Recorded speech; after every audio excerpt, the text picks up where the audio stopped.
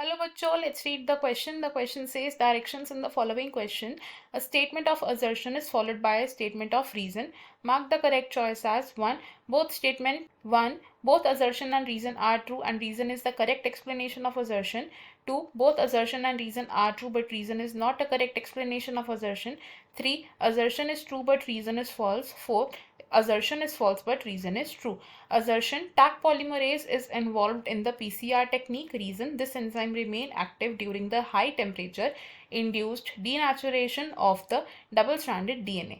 Assertion statement में कहा गया है टैक पॉलीमरेज एंजाइम को पीसीआर टेक्निक में हम इन्वॉल्व करते हैं और इसका रीजन क्या दिया गया है कि ये एंजाइम जो होता है ये हाई टेम्परेचर पर एक्टिव रहता है. तो इस क्वेश्चन में हमारा जो की कॉन्सेप्ट यूज हो रहा है, the key concept would be PCR.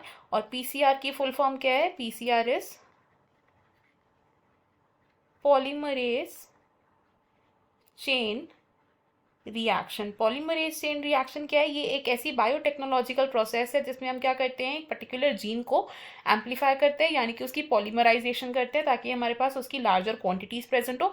अब जो पीसीआर टेक्निक है इसके प्रेजेंट होते हैं मेनली 3 स्टेप्स, और ये 3 स्टेप्स कौन कौन से हैं? First is denaturation. डीनेचुरेशन क्या होता है? जब डबल स्ट्रैंडेड डीएनए को कन्वर्ट किया जाता है इनटू सिंगल स्ट्रैंडेड डीएनए, और डीनेचुरेशन होता है at high temperature which is about 94 degree Celsius. और सेकेंड स्टेप क्या है? Second step is annealing. तो सिंगल स्ट्रैंडेड डीएनए पर हम क्या करते हैं, शॉर्ट स्ट्रेचेस यानी कि प्राइमर्स को अटैच करते हैं, और अनीलिंग होता है at lower temperature of around 40 to 65 degree Celsius. And annealing के बाद जो हमारा थर्ड स्टेप है, थर्ड स्टेप क्या है? It is extension.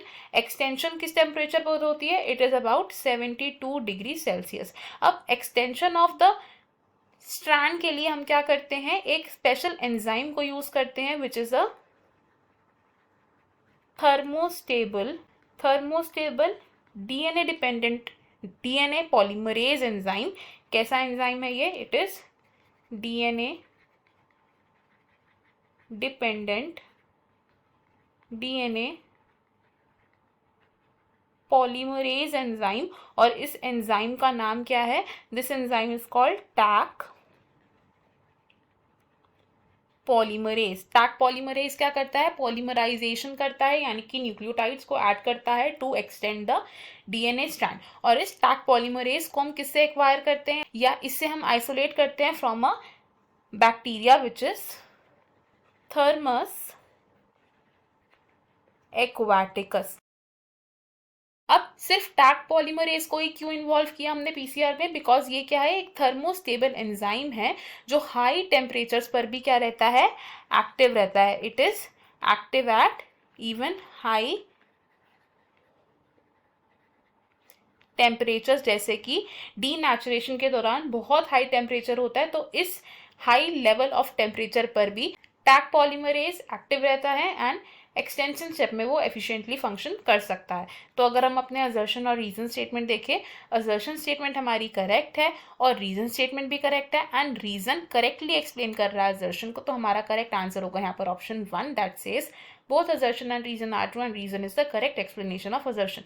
Option 2 wrong होगा बिकॉज रीजन करेक्टली एक्सप्लेन कर रहा है assertion को. ऑप्शन 3 भी रॉन्ग होगा बिकॉज रीजन हमारा ट्रू है, एंड ऑप्शन 4 भी रॉन्ग होगा बिकॉज assertion स्टेटमेंट भी ट्रू है. हमारा फाइनल आंसर है यहाँ पर option number 1. I hope you understood it well. Best of luck. Thank you.